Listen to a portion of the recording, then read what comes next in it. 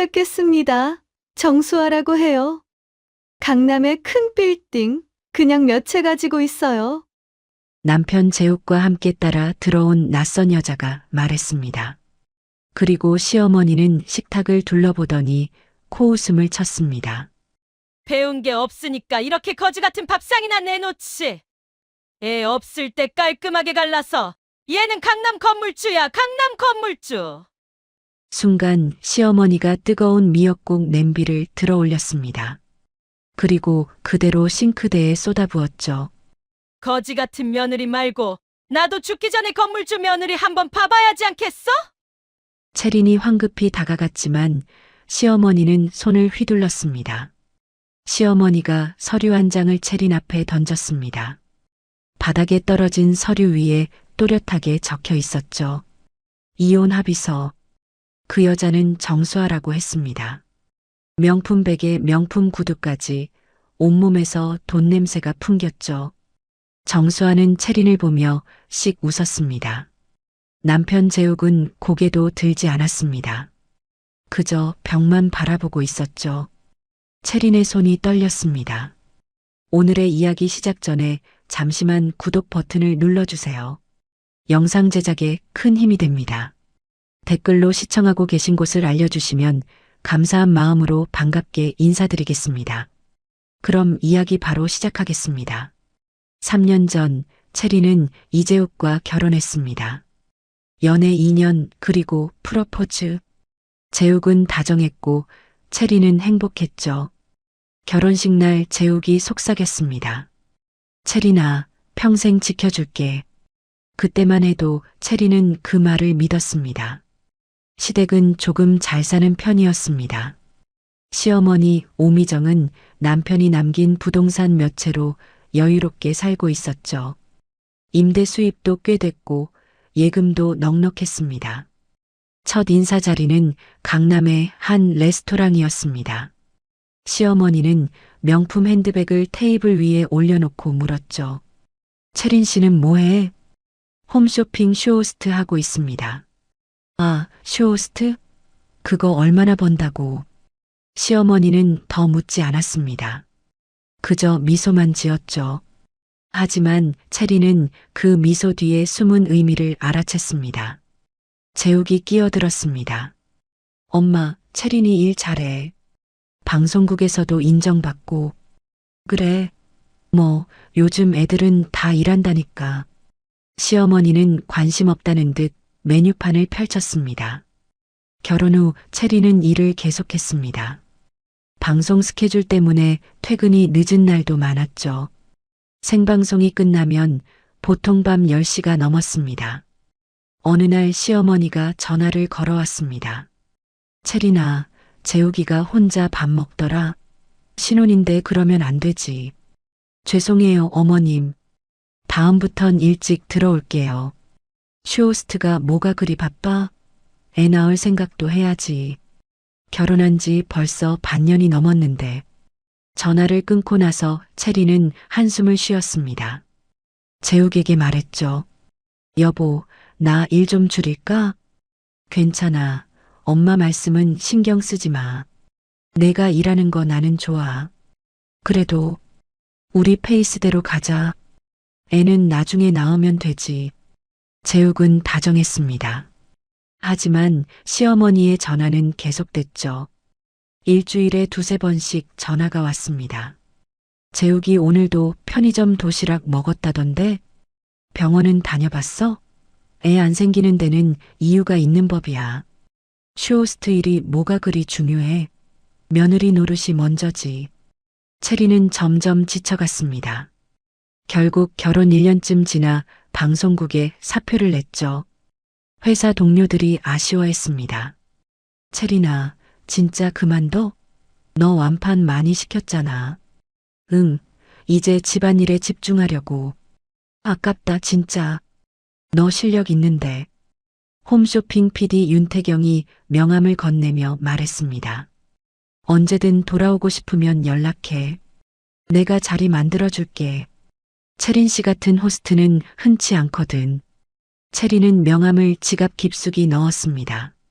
집에서 살림만 하는 생활이 시작됐습니다. 처음엔 괜찮았습니다. 재욱은 퇴근하면 안아주고 주말엔 함께 영화를 보러 갔죠. 시어머니도 만족스러워했습니다. 역시 며느리는 집에 있어야 제맛이지. 하지만 1년이 지나고 2년이 지나자 뭔가 달라지기 시작했습니다. 재욱의 귀가 시간이 늦어졌습니다. 10시였던 퇴근이 11시가 되고 12시가 됐죠. 새벽 1시에 들어온 날도 있었습니다. 채린이 물으면 짧게 대답했습니다. 회식 있었어. 야근했어. 거래처 사람들이랑 술 한잔했어. 핸드폰을 볼 때도 달라졌습니다. 예전엔 화면을 보여주며 얘기했는데 이젠 화면을 가렸죠. 문자 알림이 오면 얼른 확인하고 미소 짓는 모습을 채린은 봤습니다. 어느 날 저녁 채린이 물었습니다. 여보, 요즘 왜 이래? 무슨 일 있어? 무슨 소리야? 그냥 바쁜 거야. 근데 전화도 자꾸 나가서 받고. 회사 일이야. 왜 자꾸 물어? 재욱은 짜증 섞인 목소리로 대답했습니다. 그리고 시선을 피했죠. 채린은 불안했습니다. 3년이면 사랑도 유통기한이 있나? 채린은 혼자 중얼거렸습니다. 결혼 3년 차가 됐을 때였습니다. 가을이 깊어가던 어느 날 시어머니 생신이 다가왔죠. 채린은 며칠 전부터 준비를 시작했습니다. 시어머니가 좋아하는 갈비찜 레시피를 검색하고 재료를 사러 시장에 갔습니다. 잡채에 들어갈 채소도 신선한 걸로 골랐죠. 미역국은 시어머니가 좋아하는 진한 맛으로 끓이기로 했습니다. 전도 부치고 나물도 무치고 과일도 깎아뒀습니다. 생신 당일 오전부터 다시 주방에 섰죠. 갈비찜 양념을 재우고 미역국을 푹 끓였습니다. 오후 5시쯤 드디어 상차림이 완성됐습니다. 갈비찜, 잡채, 미역국, 각종 전과 나물, 그리고 케이크까지 완벽했습니다. 채리는 거울을 보며 머리를 매만졌습니다. 화장도 살짝 고쳤죠. 5시 30분, 약속 시간까지 30분 남았습니다. 채리는 기다렸습니다. 초인종이 울렸습니다. 그리고 문을 열었을 때 채린의 인생이 완전히 바뀌기 시작했습니다. 시어머니 생신이 일주일 앞으로 다가왔습니다. 채린은 이번엔 꼭 인정받고 싶었죠. 지난 2년 동안 시어머니에게 칭찬을 들어본 적이 없었습니다. 항상 뭔가 부족하다는 표정이었죠. 인터넷에서 레시피를 찾아 메모했고 시장에서 한우갈비와 신선한 채소를 샀습니다. 집에 돌아와 냉장고를 정리하는데 거실에서 재욱이 핸드폰을 보며 미소 짓고 있었습니다. 문자를 보고 웃고 있었죠. 여보, 뭐 보고 웃어? 재욱이 화들짝 놀라며 핸드폰을 뒤집었습니다. 아, 회사 동료가 재미있는 거 보냈어. 나도 볼까? 아니, 별거 아니야. 재욱은 핸드폰을 주머니에 넣었습니다. 채리는 더 묻지 못했습니다. 불안감이 커져갔죠. 다음 날 단골 카페에 들렀습니다. 기분 전환이 필요했습니다. 알바생 지수가 반갑게 인사했습니다. 안녕하세요, 손님. 오늘은 아메리카노? 응, 그걸로 줘. 손님, 요즘 안 좋아 보여요. 무슨 일 있어요? 지수는 채린을 1년 넘게 봐왔습니다.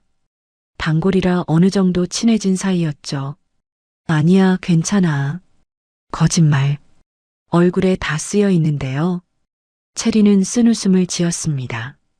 그냥 요즘 남편이 좀 이상해서. 이상하다니요? 늦게 들어오고 핸드폰도 숨기고. 지수가 조심스럽게 말했습니다. 혹시 바람 피우는 건 아니죠? 설마. 채리는 고개를 저었습니다. 하지만 확신이 없었죠. 제 친구도 그랬는데요. 남편이 그렇게 행동하더니 결국. 지수는 말을 잇지 못했습니다. 채리는 커피를 홀짝였습니다. 쓴맛이 입안 가득 퍼졌죠. 집에 돌아왔을 때 재욱은 없었습니다. 오후 8시였죠. 시계를 보니 이미 늦은 시간이었습니다. 전화를 걸었습니다. 여보, 어디야? 회사. 야근 중이야. 몇 시에 와? 11시쯤? 또, 요즘 너무 늦게 들어오잖아. 채린의 목소리에 짜증이 묻어났습니다. 이거 가지고 뭐라고 하면 어떡해? 재욱의 목소리도 날카로워졌습니다. 아니, 그게 아니라, 나 바쁘니까 나중에 얘기하자. 뚝, 전화가 끊겼습니다. 채린은 핸드폰을 내려놨습니다. 가슴이 답답했죠. 밤 11시가 넘어서 재욱이 술 냄새를 풍기며 돌아왔습니다. 다녀왔어. 저녁은? 밖에서 먹었어. 재욱은 씻으러 들어갔습니다. 채린은 재욱의 가방을 봤습니다. 핸드폰이 삐져나와 있었죠. 보면 안 되는 건데. 하지만 손은 이미 핸드폰을 짚고 있었습니다. 잠금 화면에 문자 알림이 떠 있었습니다. 발신자 수아. 채린은 심장이 쿵 내려앉았습니다. 수아? 누구지? 왜 하트가 붙어 있지? 문자 내용은 잠금 때문에 보이지 않았습니다. 하지만 발신자 이름만으로도 충분했죠. 재빨리 핸드폰을 가방에 넣었습니다. 화장실에서 물소리가 들렸습니다. 손이 떨렸죠. 수아, 수아. 그 이름이 머릿속을 맴돌았습니다. 재욱이 나왔습니다. 왜 안 자? 응, 그냥. 먼저 자. 나는 좀 이따가 잘게. 채린은 방으로 들어갔습니다. 침대에 누웠지만 잠이 오지 않았죠. 수아는 누구지? 회사 사람? 아니면 생각할수록 불안했습니다. 다음 날 아침 재욱은 핸드폰만 보며 아침을 먹었습니다. 여보. 응? 우리 요즘 대화가 없는 것 같아. 바빠서 그래. 이해해줘. 재욱은 여전히 핸드폰만 보고 있었습니다. 채린은 더 말하지 않았습니다. 아침을 먹고 재욱은 회사로 나갔습니다. 채린은 홀로 남았죠. 텅 빈 집, 텅 빈 마음. 창밖을 바라봤습니다. 뭔가 잘못되고 있어. 시어머니 생신이 이틀 앞으로 다가왔습니다. 채린은 준비에 몰두했습니다. 레시피를 다시 확인하고 재료를 점검했죠. 완벽하게 준비하자. 이번엔 꼭 인정받고 싶어. 하지만 마음 한편에는 여전히 불안감이 자리 잡고 있었습니다. 재욱의 핸드폰에 떠있던 그 이름. 수아. 그 이름이 계속 떠올랐습니다. 불길한 예감이 사라지지 않았죠. 마치 폭풍 전야 같은 고요함이었습니다. 생신 당일 채린은 일찍 일어나 주방에 섰습니다. 갈비찜, 잡채, 미역국, 전을 하나하나 정성껏 만들었죠. 오후가 되자 완벽한 상차림이 완성됐습니다. 채린은 뿌듯했습니다. 이번엔 잘했어. 거울을 보며 화장을 고치고 단정하게 옷을 입었습니다. 약속 시간이 다가왔습니다. 채린은 초인종 소리를 기다렸습니다. 가슴이 두근거렸죠. 긴장과 기대감이 뒤섞였습니다. 오늘은 좋은 날이 될 거야. 하지만 채린은 몰랐습니다. 곧 벌어질 일을. 그날이 그녀 인생 최악의 날이 될 거라는 걸.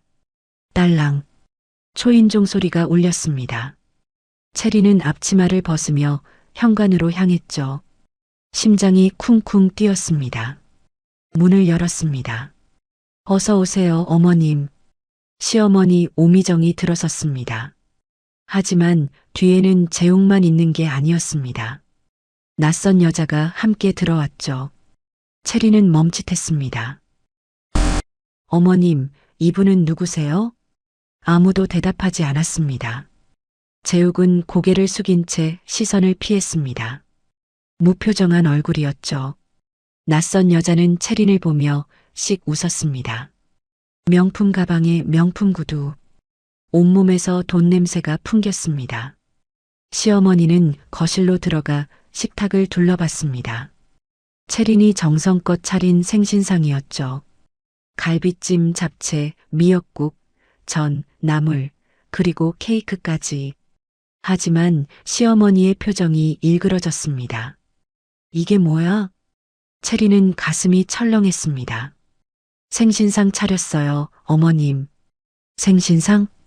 시어머니가 코웃음을 쳤습니다. 배운 게 없으니까 이렇게 거지 같은 밥상이나 내놓지. 체리는 숨이 멎었습니다. 어머님, 됐어. 시어머니가 손을 휘저었습니다. 그리고 뜨거운 미역국 냄비를 들어 올렸습니다. 체리는 눈이 커졌죠. 어머님, 그건 싸. 시어머니는 미역국을 싱크대에 쏟아부었습니다. 김이 모락모락 나는 뜨거운 국이 배숙으로 흘러내렸죠. 체린이 몇 시간 동안 끓인 미역국이었습니다. 어머님. 체린이 다가가려 했지만 시어머니가 손을 뻗어 막았습니다. 닥쳐. 시어머니의 목소리가 거실에 울렸습니다. 쇼호스트? 그거 얼마나 번다고 우리 아들 붙잡고 있어? 체리는 말문이 막혔습니다. 시어머니는 가방에서 서류 한 장을 꺼냈습니다. 그리고 체린 앞에 던졌죠. 파사삭. 서류가 바닥에 떨어졌습니다. 체리는 고개를 숙여 서류를 봤습니다. 이혼 합의서. 또렷하게 적혀 있었죠. 애 없을 때 깔끔하게 갈라서. 시어머니가 소리쳤습니다. 체리는 고개를 들어 시어머니를 봤습니다. 어머님, 이게 무슨... 얘는 강남 건물주야, 강남 건물주. 시어머니가 낯선 여자를 가리켰습니다. 거지 같은 며느리 말고 나도 건물주 며느리 한번 봐보자. 그 순간 모든 게 이해됐습니다. 저 여자, 재욱의 핸드폰에 떠있던 그 이름. 수아. 바로 저 여자였습니다. 체리는 재욱을 봤습니다. 여보. 재욱은 고개를 돌렸습니다. 벽만 바라보고 있었죠. 아무 말도 하지 않았습니다. 정수아가 앞으로 나섰습니다. 안녕하세요. 저는 정수아예요. 밝은 목소리였습니다. 마치 친구를 만난 것처럼 가벼웠죠. 저희 아버지가 강남에 건물 몇 채 갖고 계세요. 재욱 오빠랑은 회사에서 알게 됐고요. 정수아는 체린을 위아래로 훑어봤습니다. 그리고 씩 웃었죠. 조롱하는 미소였습니다. 수아야, 이리 와. 시어머니가 정수아를 자기 옆으로 불렀습니다. 우리 며느리 될 사람이야. 시어머니는 정수아의 손을 꼭 잡았습니다. 마치 보물이라도 되는 것처럼. 체리는 그 모습을 멍하니 바라봤습니다. 손이 떨렸습니다. 다리에 힘이 풀렸죠. 여보. 체린이 다시 재욱을 불렀습니다. 재욱은 여전히 외면했습니다. 재욱아. 시어머니가 불렀습니다. 서류 받았지? 빨리 처리해. 네, 엄마. 재욱이 대답했습니다. 짧고 차갑게. 체리는 숨이 막혔습니다. 이게 꿈인가? 대체 무슨 일이 벌어지고 있는 거지? 정수아가 시어머니에게 속삭였습니다. 어머니, 저희 예약한 레스토랑 가요. 여기 음식은... 정수아는 식탁을 힐끗 봤습니다. 별로인 것 같아요. 시어머니가 고개를 끄덕였습니다. 그래, 가자. 여기 있기 답답해. 시어머니와 정수아, 그리고 재욱이 현관으로 향했습니다. 체리는 그 자리에 서 있었습니다. 잠깐만요. 체린이 외쳤습니다. 세 사람이 멈췄습니다. 대체 무슨 일이에요? 왜 갑자기 이혼이에요? 체린의 목소리가 떨렸습니다. 시어머니가 돌아봤습니다. 왜긴 뭐가 왜야. 쓸모없는 며느리 필요 없으니까 가라는 거지. 쓸모없다니요? 애도 못 낳고 돈도 못 벌고 그냥 집에서 빈둥거리기만 하잖아. 시어머니의 말이 칼처럼 날아왔습니다. 그건 어머님이 일 그만두라고. 변명하지 마. 우리 재욱이는 이제 수아 같은 좋은 여자 만났으니까 너는 나가. 시어머니는 그렇게 말하고 문을 열었습니다. 정수아가 채린을 보며 미소 지었습니다. 승자의 미소였죠. 재욱은 끝까지 채린을 보지 않았습니다. 그렇게 세 사람은 나가버렸습니다. 쿵! 문이 닫혔습니다. 채린은 혼자 남았습니다. 텅 빈 거실, 차려진 생신상, 그리고 바닥에 떨어진 이혼 합의서. 채린은 그 자리에 주저앉았습니다. 손이 떨렸습니다. 온몸이 떨렸죠. 대체 왜? 내가 뭘 잘못했지? 눈물이 흘러내렸습니다. 채린은 바닥에 떨어진 이혼 합의서를 집어들었습니다. 종이가 손에서 바스락거렸습니다.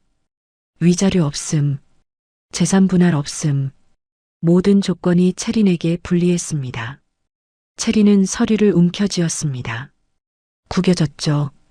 하지만 곧 다시 펼쳤습니다. 이게 정말 현실이야? 몇 시간 전만 해도 행복한 생신이 되길 바랐습니다. 시어머니에게 인정받고 싶었습니다. 하지만 지금은 모든 게 무너졌습니다. 채린은 식탁을 봤습니다. 정성껏 만든 음식들, 하나도 먹지 않은 음식들. 싱크대에는 미역국이 흘러내린 자국이 남아 있었습니다. 채린은 울음을 터뜨렸습니다. 소리내어 울었죠. 빈집에 채린의 울음소리만 울려 퍼졌습니다. 얼마나 울었을까요? 채린은 눈물을 닦았습니다. 손등으로 얼굴을 문질렀죠. 그리고 천천히 일어섰습니다. 다리가 후들거렸습니다. 하지만 억지로 힘을 주었습니다. 채린은 이혼 합의서를 들고 방으로 들어갔습니다. 침대에 앉아 서류를 다시 봤습니다. 건물주 며느리. 그게 그렇게 중요한 거야? 채린은 쓴웃음을 지었습니다. 그날 밤 채린은 잠들지 못했습니다. 천장만 바라보며 밤을 새웠죠. 머릿속은 복잡했습니다. 이제 어떻게 하지? 나는 앞으로 어떻게 살지? 하지만 답은 나오지 않았습니다. 다음 날 아침 재욱이 돌아왔습니다. 하지만 인사도 없이 방으로 들어갔죠. 채린은 거실에 앉아 있었습니다. 밤새 잠 한숨 못 잤습니다. 재욱이 방문을 여는 소리가 들렸습니다. 그리고 뭔가를 끄는 소리. 채린은 일어나 방으로 갔습니다. 재욱이 캐리어에 옷을 넣고 있었습니다. 여보, 뭐 하는 거야? 보면 몰라. 짐 싸는 거야. 재욱은 채린을 보지도 않았습니다. 어디 가려고? 엄마 집. 왜? 당분간 거기서 지낼 거야. 재욱은 무심하게 대답했습니다. 마치 남이 된 것처럼. 채린은 가슴이 찢어지는 것 같았습니다. 여보, 우리 얘기 좀 하자. 무슨 얘기? 이혼. 왜 갑자기 이래? 재욱은 캐리어를 닫으며 말했습니다. 갑자기가 아니야. 이미 오래전부터 생각했어. 뭐? 채린아, 솔직히 우리 사이 별로잖아. 재욱의 말이 칼처럼 날아왔습니다. 애도 없고 너도 일 안 하고 일은 어머님이 그만두라고 해서. 알아. 근데 이제 와서 무슨 소용이야. 재욱은 캐리어를 들었습니다. 서류 작성하면 연락해. 여보. 채린이 재욱의 팔을 잡았습니다. 재욱은 팔을 뿌리쳤습니다. 제발 다시 생각해봐. 우리 3년이나. 3년이면 충분히 오래 견딘 거야. 재욱은 그렇게 말하고 방을 나갔습니다. 현관에서 신발을 신고 문을 열었죠. 여보. 채린이 따라갔지만 재욱은 돌아보지 않았습니다. 쿵. 문이 닫혔습니다. 채린은 그 자리에 무너졌습니다. 며칠 후 시어머니에게서 전화가 왔습니다. 채린아, 서류는 언제 작성할 거야? 어머님, 우리 재욱이 기다리잖아. 빨리 해. 어머님, 제가 뭘 잘못했는지 말씀해 주세요. 채린의 목소리가 떨렸습니다. 잘못한 게 아니라 그냥 안 맞는 거야. 시어머니는 차갑게 말했습니다. 수아 같은 애를 만났어야 하는데. 그분은 대체 어떤 분이길래? 말했잖아. 강남에 건물 몇 채 있다고. 우리 재욱이랑 잘 어울리지. 건물주라는 게 그렇게 중요해요? 채린이 물었습니다. 당연하지. 돈이 최고야, 돈. 시어머니는 그렇게 말하고 전화를 끊었습니다. 채린은 핸드폰을 내려놨습니다. 한숨이 나왔죠. SNS를 열어봤습니다. 그리고 믿을 수 없는 사진을 봤습니다. 시어머니 계정에 올라온 사진이었죠. 시어머니, 재욱 그리고 정수아가 함께 있었습니다. 카페에서 찍은 사진이었습니다. 우리 며느리 될 수아와 함께. 시어머니가 쓴 글이었습니다. 채리는 핸드폰을 던져버렸습니다. 아직 이혼도 안 했는데 분노가 치밀어 올랐습니다. 하지만 곧 슬픔이 밀려왔죠. 채리는 소파에 앉아 울었습니다. 며칠이 지났습니다. 시어머니의 SNS에는 계속 사진이 올라왔습니다. 정수아와 함께 쇼핑하는 사진, 고급 레스토랑에서 식사하는 사진, 백화점 행사에 함께 간 사진, 마치 이미 며느리인 것처럼. 채리는 더 이상 볼 수 없어 SNS를 삭제했습니다. 일주일이 지났습니다. 재욱에게서 문자가 왔습니다. 서류 작성 안 할 거야? 빨리 해. 엄마가 계속 재촉하시네. 채리는 문자를 읽고 답장하지 않았습니다. 다음 날 시어머니가 직접 집으로 왔습니다. 초인종을 눌렀죠. 채리는 문을 열었습니다. 뭐하러 왔어요? 서류 도장 찍어. 시어머니가 서류를 내밀었습니다. 지금 바로. 저는 됐고 그냥 도장 찍어. 너한테 좋은 거야. 시어머니는 가방에서 도장을 꺼냈습니다. 채린의 도장이었습니다. 언제 가져간 거죠?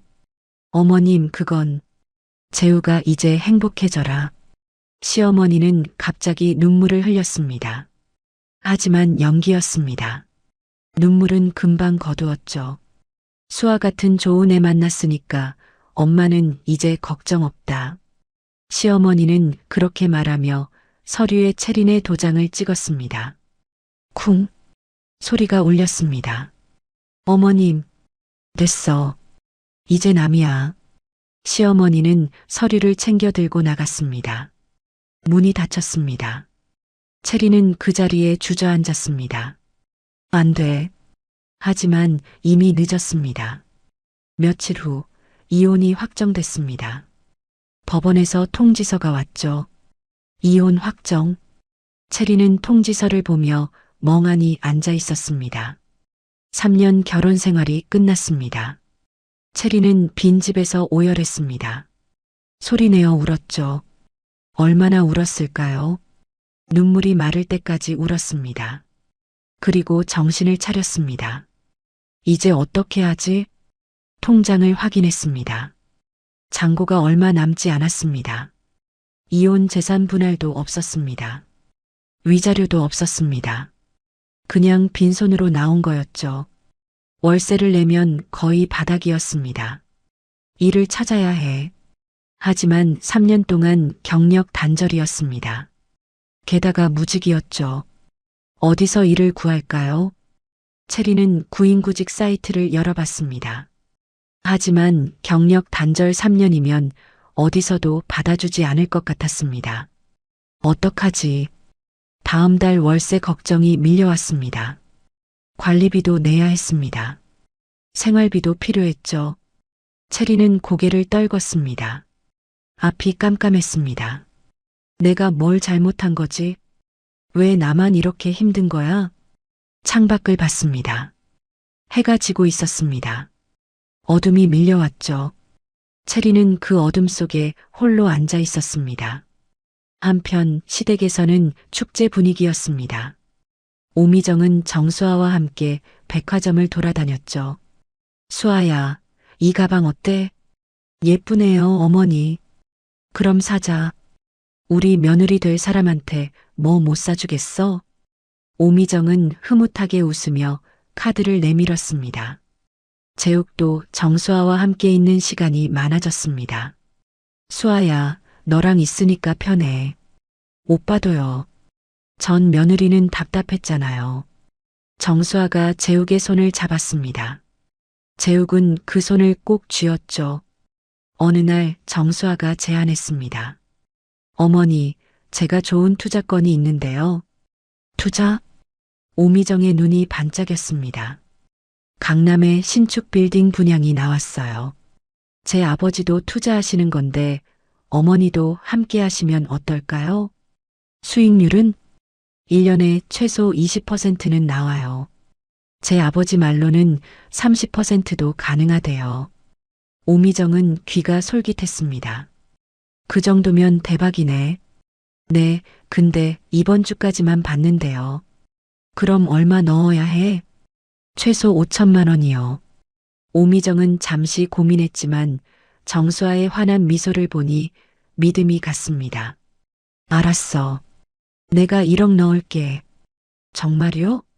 고마워요, 어머니. 며칠 후 정수아는 또 다른 제안을 했습니다. 어머니, 가족끼리 건물 공동 투자하면 세금 혜택 받을 수 있대요. 세금 혜택? 네, 그러려면 가족 공동 명의로 해야 하는데요. 계좌 접근 권한만 주시면 돼요. 그래, 알았어. 오미정은 흔쾌히 통장과 도장을 건넸습니다. 보증도 좀 서주셔야 하는데. 보증? 뭐 하는 거야? 안전하게 투자금 관리하려면 필요하대요. 형식적인 거예요. 알았어. 오미정은 서류에 서명했습니다. 재욱도 정수아의 말을 믿었습니다. 수아야, 나도 투자할게. 오빠도요? 고마워요. 얼마 넣으면 돼? 오빠는 5천만 원 정도? 재욱은 예금을 깼습니다. 자, 여기. 오빠 최고예요. 한 달이 지났습니다. 오미정이 정수아에게 물었습니다. 수아야, 투자 수익은 언제 나와? 어머니, 조금만 기다리세요. 그래.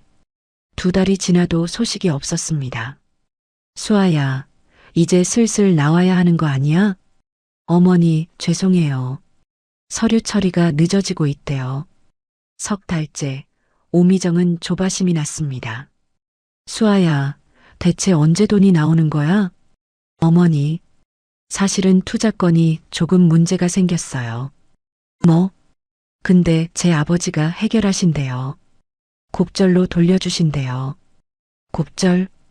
오미정은 불안했지만 곱절이라는 말에 다시 안심했습니다. 하지만 넉 달째 정수아에게 연락이 되지 않았습니다. 전화를 해도 꺼져 있었고 문자도 읽지 않았죠. 재우가, 수아 연락 안 돼? 저도 안 되는데요. 이게 무슨 일이야? 며칠 후 오미정의 집 초인종이 울렸습니다. 누구세요? 경찰입니다. 문을 열자 형사 2명이 서 있었습니다. 혹시 정수아라는 사람 아십니까? 네, 아는데요. 무슨 일이세요? 그 사람 사기범입니다. 네. 오미정은 다리에 힘이 풀렸습니다. 사기범이라니요? 전과 육범이에요. 결혼 사기 전문이고요. 형사가 서류를 보여줬습니다. 정수아의 전과 기록이 빼곡히 적혀 있었죠. 이 사람한테 돈 주신 거 있으세요? 오미정은 입술이 파르르 떨렸습니다. 1억 3천만 원. 아이고, 피해자가 또 계시네요. 형사가 한숨을 쉬었습니다. 지금 수배 중인데 해외로 도주한 것 같습니다. 그럼 돈은요? 솔직히 말씀드리면 돌려받기 힘듭니다. 오미정은 그 자리에서 주저앉았습니다. 아, 안 돼. 재욱도 청천벽력 같은 소식을 들었습니다. 뭐라고요? 사기범? 네, 5천만 원 투자하신 거 맞죠? 네, 맞는데. 그것도 돌려받기 어렵습니다. 재욱은 멍해졌습니다. 더 큰 문제가 있었습니다. 정수아가 오미정 명의로 대출을 받아놨던 겁니다. 어머님, 은행에서 연락 왔는데요. 무슨 연락? 대출금 연체됐다고. 대출? 나 대출 안 받았는데? 재욱이 서류를 보여줬습니다. 오미정 명의로 5천만 원이 대출돼 있었죠. 이게 뭐야? 정수아가 서류를 위조해서 대출을 받은 겁니다. 오미정은 집으로 돌아와 통장을 확인했습니다. 텅 비어 있었습니다. 모든 예금이 사라졌죠. 내 돈이. 귀금 속 상자를 열어봤습니다. 역시 텅 비어 있었습니다. 시어머니가 물려준 금반지, 명절 때 받은 금목걸이, 모두 사라졌습니다. 정수아가 안전하게 보관해주겠다며 가져간 것들이었습니다. 오미정은 바닥에 주저앉아 울부짖었습니다. 내 돈, 내 집, 다 없어졌어. 재욱도 회사에서 해고 통보를 받았습니다. 재욱 씨, 죄송하지만 회사 이미지가. 부장님, 저는 피해자라고요. 알아요. 하지만 소문이 안 좋아서요. 재욱은 신용불량자가 됐습니다. 집은 텅 비었고 예금은 바닥났죠. 오미정은 소파에 앉아 멍하니 있었습니다. 내가 왜 이렇게 됐지? 재욱도 고개를 떨구고 앉아 있었습니다. 두 사람 모두 말이 없었죠. 그저 허탈한 표정뿐이었습니다. 한편 체리는 빈집에 홀로 앉아 있었습니다. 핸드폰에 낯선 번호로 부재중 전화가 몇 통 있었습니다. 체리는 확인하지 않았습니다. 그냥 핸드폰을 내려놨죠. 창밖을 바라봤습니다. 해가 지고 있었습니다. 체린의 얼굴에는 아무 표정도 없었습니다. 그저 침묵할 뿐이었죠. 마치 모든 걸 알고 있었다는 듯, 마치 예고된 파멸을 지켜보기만 했다는 듯. 체리는 천천히 일어섰습니다. 그리고 지갑 속 명함을 꺼냈습니다. 윤태경 PD의 명함이었습니다. 언제든 돌아오고 싶으면 연락해. 체리는 명함을 바라봤습니다. 그리고 조용히 미소 지었습니다. 체리는 명함을 손에 쥐고 한참을 바라봤습니다. 전화할까? 3년이나 쉬었는데 받아줄까? 망설였습니다. 하지만 선택의 여지가 없었습니다. 다음 달 월세를 내려면 일을 해야 했습니다. 체리는 용기를 냈습니다. 떨리는 손으로 번호를 눌렀습니다. 신호음이 울렸습니다. 여보세요? 윤태경의 목소리가 들렸습니다. PD님, 저 체린이에요.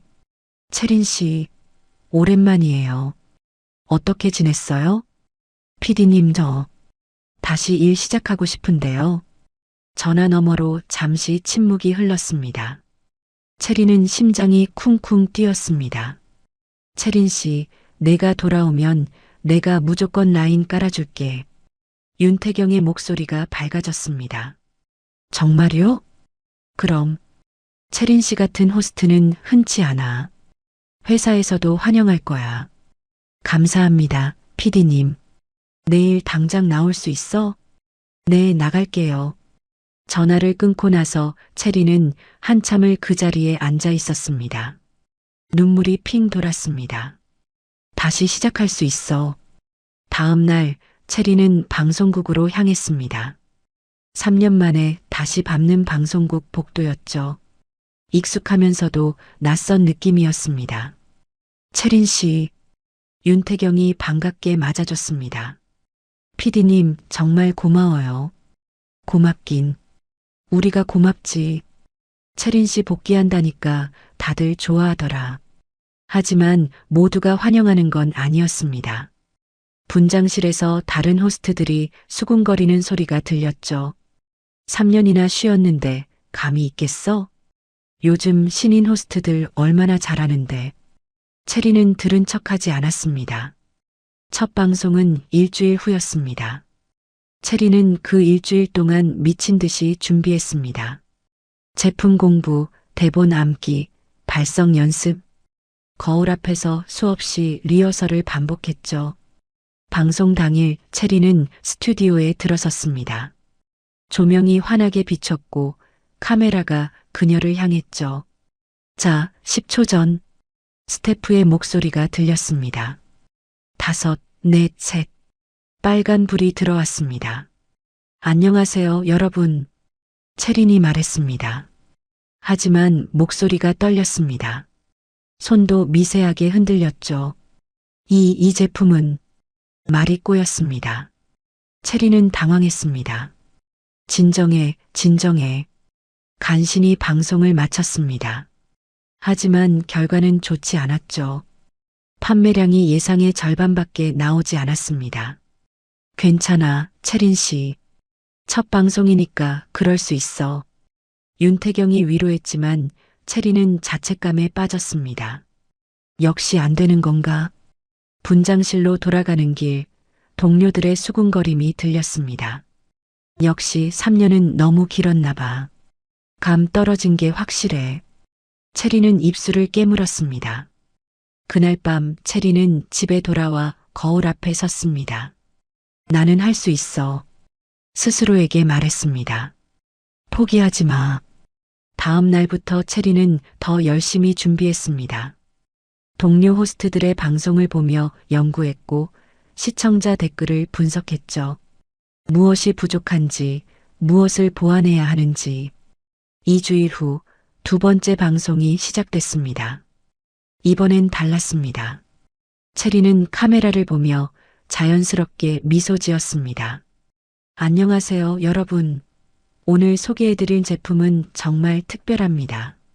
목소리가 안정적이었습니다. 손짓도 자연스러웠죠. 이 제품의 가장 큰 장점은 바로 이겁니다. 체리는 제품을 하나하나 설명하며 시청자들과 소통했습니다. 댓글창이 실시간으로 올라왔죠. 오, 설명 진짜 잘하네요. 저 호스트 누구예요? 처음 보는데 좋아요. 바로 주문했어요. 방송이 끝나고 10분 만에 완판됐습니다. 스튜디오가 환호성으로 가득 찼죠. 체린 씨, 완판이야, 완판. 윤태경이 달려와 손을 잡아줬습니다. PD님, 내가 뭐라고 했어? 체린 씨는 할 수 있다고. 체리는 울컥했습니다. 하지만 이번엔 기쁨의 눈물이었죠. 그날부터 체린의 방송은 계속 완판 행진을 이어갔습니다. 세 번째 방송, 완판. 네 번째 방송, 완판. 다섯 번째 방송도 완판이었습니다. SNS에 체린의 이름이 오르기 시작했습니다. 홈쇼핑 체린 호스트 대박. 갓체린 완판 여왕 등극. 커뮤니티에서도 체린의 방송이 화제였죠. 체린 호스트 설명 듣다 보니 자동으로 주문하게 됨. 완판 예약 키읔 갓체린.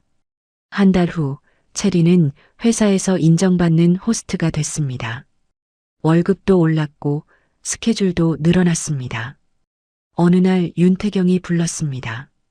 체린 씨, 다음 주에 프라임 시간대 방송해볼래? 프라임 시간대요? 응. 시청자가 가장 많은 시간이야. 회사에서 체린 씨한테 맡기기로 했어. 체린은 믿기지 않았습니다. 제가 할 수 있을까요? 당연하지. 체린 씨니까 가능한 거야. 프라임 시간대 방송 날 체린은 긴장했지만 자신감이 있었습니다. 카메라 앞에 서자 모든 게 자연스러웠죠. 안녕하세요, 여러분. 체리는 능숙하게 제품을 소개했습니다. 시청자들의 반응도 뜨거웠습니다. 체린 호스트 최고. 완판 예약. 방송이 끝나기도 전에 품절됐습니다. 회사는 난리가 났죠. 체린 씨, 정말 대단하십니다. 이번 달 매출 최고예요. 동료 호스트들도 인정할 수밖에 없었습니다. 체리는 그렇게 조금씩 다시 일어서고 있었습니다. 어느 날 저녁 체리는 방송을 마치고 휴게실에서 쉬고 있었습니다. 윤태경이 커피를 건네며 말했죠. 체린 씨, 요즘 얼굴이 많이 밝아졌어. 그래요? 응. 처음 왔을 때랑 완전 다르지. 체리는 미소 지었습니다. 다시 시작할 수 있게 해줘서 고마워요, PD님. 뭘? 체린 씨가 잘해준 거지. 그날 밤 집에 돌아온 체리는 거울을 봤습니다. 예전보다 훨씬 당당한 얼굴이 비쳤죠. 나 잘하고 있어. 이제 진짜 새 출발이야. 체리는 자신을 버렸던 삶에서 완전히 벗어났습니다. 더 이상 시댁의 눈치를 보지 않았습니다. 더 이상 누군가의 며느리가 아니었습니다. 이제는 박채린 그 자체였습니다. 성공한 홈쇼핑 호스트, 가채린이라 불리는 완판 여왕. 체리는 창밖을 봤습니다. 밤하늘에 별이 빛나고 있었습니다. 체린도 그렇게 빛나고 있었죠. 어느 날 체리는 집을 정리하고 있었습니다. 이사를 가기로 했거든요. 더 큰 집으로. 방송국 근처에 괜찮은 아파트를 계약했죠. 짐을 정리하다가 오래된 서랍을 열었습니다. 그 안에 낡은 노트북이 있었습니다. 이거 예전에 쓰던 노트북이었습니다. 결혼 전에 사용하던 거였죠. 체리는 호기심에 노트북을 켰습니다. 부팅이 느렸습니다. 한참을 기다리자 화면이 켜졌죠. 오래된 파일들이 가득했습니다. 사진, 문서, 그리고 암호화폐 지갑. 체리는 눈을 깜빡였습니다. 아, 맞다. 기억이 났습니다. 몇 년 전 친구의 권유로 호기심에 비트코인을 조금 샀었죠. 10만 원어치였습니다. 체리나, 이거 재미로 한번 해봐. 나중에 오를지도 몰라. 친구의 말에 그냥 사둔 거였습니다. 그리고 완전히 잊고 있었죠. 체리는 지갑 파일을 클릭했습니다. 비밀번호 입력창이 떴습니다. 비밀번호가 뭐였더라? 체리는 머리를 굴렸습니다. 기억이 나지 않았죠. 서랍을 뒤지기 시작했습니다. 오래된 수첩, 영수증, 명함, 그리고 낡은 메모장을 발견했습니다. 펼쳐보니 비밀번호가 적혀 있었죠. 체리는 메모장을 보며 천천히 입력했습니다. 손이 떨렸습니다. 엔터를 눌렀죠. 잠시 로딩 화면이 나타났습니다. 그리고 지갑이 열렸습니다. 화면에 숫자가 떴습니다. 체리는 눈을 의심했습니다. 이게 뭐지? 10만 원어치로 샀던 비트코인. 그 가치가 지금은 수십억 원이었습니다. 체리는 숨이 멎었습니다. 화면을 다시 봤습니다. 숫자를 하나하나 확인했죠. 진짜야. 체리는 소파에 주저앉았습니다. 손이 떨렸습니다. 심장이 쿵쿵 뛰었죠. 이게 정말 내 거야? 한참을 멍하니 앉아 있었습니다. 그러다 정신을 차리고 검색을 시작했습니다. 비트코인 현금화 방법, 암호화폐 세금, 비트코인 거래소. 밤새 공부했습니다. 다음 날 체리는 전문가를 만났습니다. 강남의 한 자산관리 회사였죠. 안녕하세요, 박채린 씨. 전문가가 악수를 청했습니다. 비트코인 보유하신 거 확인했습니다. 상당한 금액이시네요. 네. 제가 잊고 있었던 건데요. 운이 정말 좋으셨습니다. 현금화 원하시면 도와드릴 수 있어요. 체리는 고개를 끄덕였습니다. 세금은 어떻게 되나요? 양도소득세가 있습니다.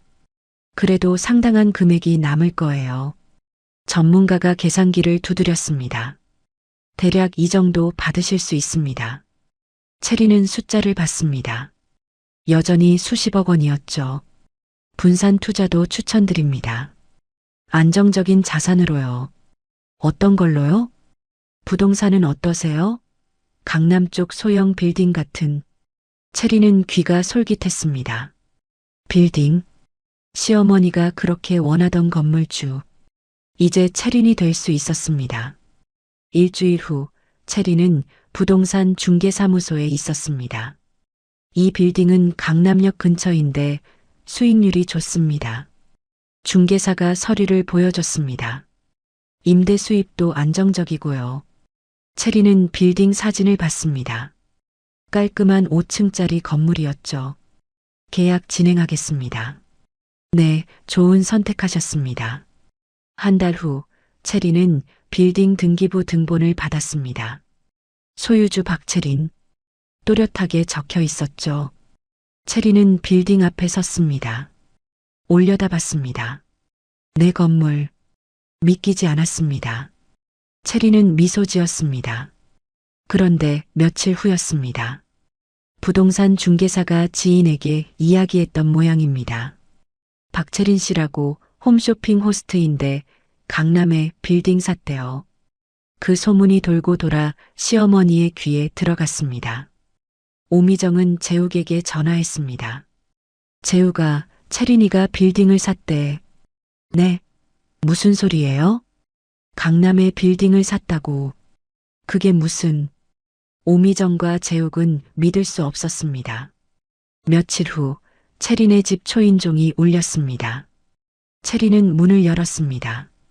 오미정과 재욱이 서 있었습니다. 뭐하러 왔어요? 채린이 물었습니다. 야, 너 빌딩 샀다며? 오미정이 다짜고짜 소리쳤습니다. 그게 무슨 상관이에요?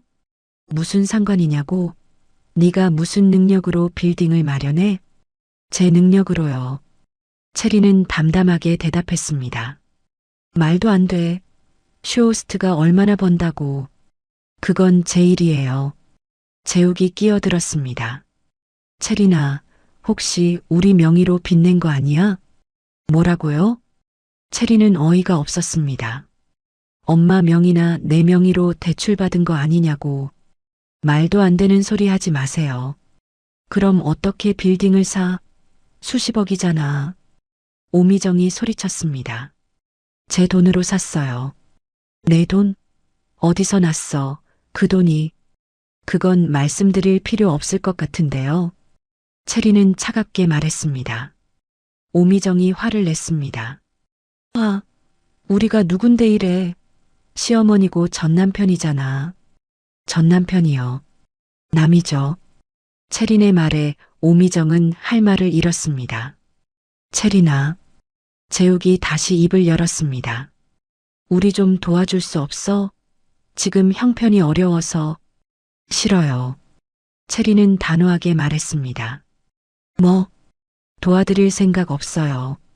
아, 그래도 3년이나 식구였잖아. 오미정이 소리쳤습니다. 이혼했잖아요. 어머님이 직접 도장 찍으셨죠. 채리는 조용히 말했습니다. 그때는, 이제 가주세요. 채리는 문을 잡았습니다. 아, 너 1억이야? 나가세요. 안 나가시면 경찰 부를게요. 채린의 단호한 목소리에 오미정과 재욱은 할 수 없이 물러섰습니다. 너 두고 봐. 오미정이 소리쳤지만 채리는 대꾸하지 않았습니다. 채리는 조용히 미소 지었습니다. 그리고 천천히 문을 닫았습니다. 쿵! 문이 닫혔습니다. 채리는 문에 기대어 섰습니다. 심장이 두근거렸지만 후회는 없었습니다. 잘했어. 거울을 봤습니다. 더 이상 흔들리지 않는 눈빛이 보였죠. 채리는 창밖을 봤습니다. 햇살이 따뜻하게 비추고 있었습니다. 새로운 하루였습니다. 채린의 새로운 인생이었죠. 며칠 후 오미정의 집 텅 빈 거실에 오미정과 재욱이 앉아 있었습니다. TV만 켜져 있었죠. 홈쇼핑 채널이었습니다. 안녕하세요, 여러분. 익숙한 목소리가 들렸습니다. 오미정과 재욱은 고개를 들었습니다. 화면에 채린이 있었습니다. 환하게 웃으며 제품을 소개하고 있었죠. 오늘 소개해드릴 제품은 정말 특별합니다. 채린은 자신감 넘치는 모습이었습니다. 댓글창이 실시간으로 올라왔습니다. 가채린 최고. 오늘도 완판 예약. 오미정은 멍하니 화면을 바라봤습니다. 재욱도 고개를 떨구었죠. 주문이 폭주하고 있습니다. 채린의 목소리가 경쾌했습니다. 감사합니다, 여러분. 방송이 끝났습니다. 오미정은 리모컨을 들고 TV를 껐습니다. 침묵이 흘렀습니다. 재욱아, 네 엄마. 우리 어떻게 된 거야? 오미정의 목소리가 떨렸습니다. 재욱은 대답하지 못했습니다. 사기 여파로 직장에서 해고된 지 한 달이 지났습니다. 신용불량자가 되어 어디서도 취직할 수 없었죠. 오미정도 빚더미에 앉아 있었습니다. 대출금은 계속 쌓여갔고 집도 곧 넘어갈 판이었습니다. 채린이가 저렇게 잘 살고 오미정은 한숨을 쉬었습니다. 다음 날 재욱이 서류 봉투를 들고 왔습니다. 엄마, 이거 봐요. 뭔데? 채린이 빌딩 등기부 등본이요. 재욱이 서류를 펼쳤습니다. 오미정은 서류를 들여다봤습니다. 그리고 눈이 커졌습니다. 소유주 박채린, 주소 서울특별시 강남구, 취득일자, 또렷하게 적혀 있었습니다. 진짜 채린이 거네. 오미정은 서류를 떨어뜨렸습니다. 엄마, 괜찮으세요? 내가 뭘 한 거야? 오미정은 머리를 감싸쥐었습니다. 건물주 며느리. 그게 채린이었어. 갑자기 오미정이 뒷골을 잡았습니다. 엄마. 재욱이 황급히 다가갔습니다. 오미정은 그대로 쓰러졌습니다. 엄마. 재욱이 흔들었지만 오미정은 의식이 없었습니다. 재욱은 급히 전화를 걸었습니다. 여보세요. 구급차 좀 보내주세요. 그날 저녁 재욱은 채린의 집 앞에 서 있었습니다. 손이 떨렸습니다. 초인종을 눌렀습니다. 잠시 후 문이 열렸습니다. 채린이 나타났습니다. 왜 왔어요? 채린의 목소리는 차갑했습니다. 채린아.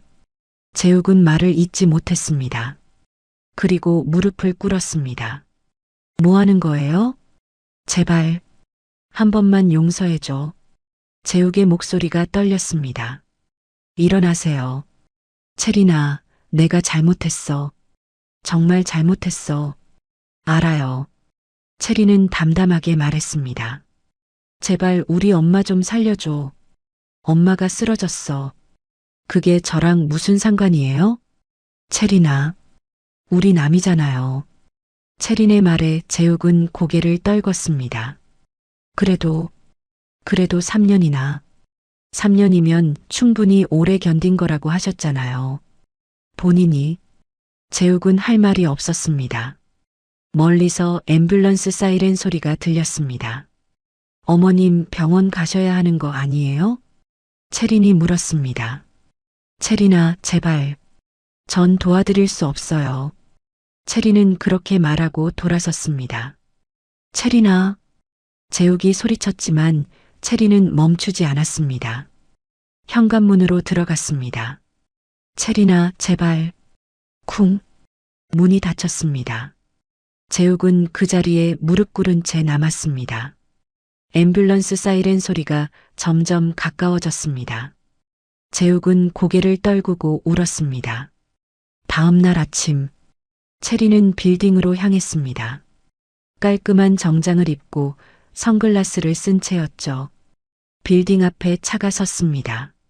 채린은 차에서 내렸습니다. 햇살이 따뜻하게 비추고 있었습니다. 채린은 자신의 빌딩을 올려다봤습니다. 미소가 번졌죠. 나는 해냈어. 빌딩 안으로 들어갔습니다. 직원들이 인사했습니다. 안녕하세요, 사장님. 안녕하세요. 채린은 엘리베이터를 탔습니다. 최상층 버튼을 눌렀죠. 엘리베이터가 올라갔습니다. 최상층에는 채린의 사무실이 있었습니다. 넓고 깔끔한 공간이었죠. 큰 창문으로 강남의 풍경이 보였습니다. 채린은 창가에 섰습니다. 도시를 내려다봤습니다. 이제 시작이야. 핸드폰이 울렸습니다. 윤태경 PD였습니다. 채린 씨, 오늘 방송 준비됐어? 네, PD님. 곧 갈게요. 응, 기다릴게. 전화를 끊었습니다. 채린은 가방을 들고 사무실을 나섰습니다. 복도를 걸었습니다. 당당한 걸음걸이였죠. 엘리베이터를 타고 내려왔습니다. 빌딩 밖으로 나왔습니다. 햇살이 채린을 비쳤습니다. 차에 탔습니다. 시동을 걸었죠. 백미러를 봤습니다. 자신감 넘치는 얼굴이 비쳤습니다. 차가 출발했습니다. 체리는 앞만 보고 나아갔습니다. 더 이상 과거를 돌아보지 않았습니다. 도도하게, 당당하게 체리는 자신의 길을 걸어가고 있었습니다. 그날 저녁 방송. 안녕하세요, 여러분. 박채린입니다. 환한 미소, 완벽한 설명. 오늘도 완판입니다. 감사합니다. 스튜디오에 환호성이 울렸습니다. 카메라가 채린을 비췄습니다. 자신감 넘치고 빛나는 채린. 화면이 서서히 어두워졌습니다. 채린의 미소가 마지막으로 보였죠. 그리고 화면이 꺼졌습니다. 한편 병원 침대에 누운 오미정. 재욱이 옆에 앉아 있었습니다. TV에서 뉴스가 나오고 있었습니다. 홈쇼핑 스타 박채린, 강남 빌딩 소유주로 화제. 재욱은 TV를 껐습니다. 오미정은 천장을 바라보고 있었습니다. 눈물이 흘러내렸죠. 재욱은 고개를 떨궜습니다. 대답이 없었습니다. 병실은 침묵에 잠겼습니다. 그리고 채린은 새로운 아파트 거실에 앉아 있었습니다. 넓고 깨끗한 공간이었죠. 창밖으로 야경이 보였습니다. 채린은 와인 잔을 들었습니다. 홀짝였죠. 미소가 번졌습니다. 나는 행복해. 이제 진짜 내 인생이야. 채린은 창밖을 바라봤습니다. 별이 빛나고 있었습니다. 채린도 그렇게 빛나고 있었죠. 더 이상 누구의 며느리가 아니었습니다. 더 이상 무시당하지 않았습니다. 이제는 박채린, 성공한 홈쇼핑 호스트, 강남 빌딩 소유주, 진짜 건물주였습니다. 채린은 와인 잔을 들어 올렸습니다. 나를 위하여. 혼자 건배했죠. 그리고 환하게 웃었습니다. 지금까지 사연 빛나는 밤이었습니다. 감사합니다.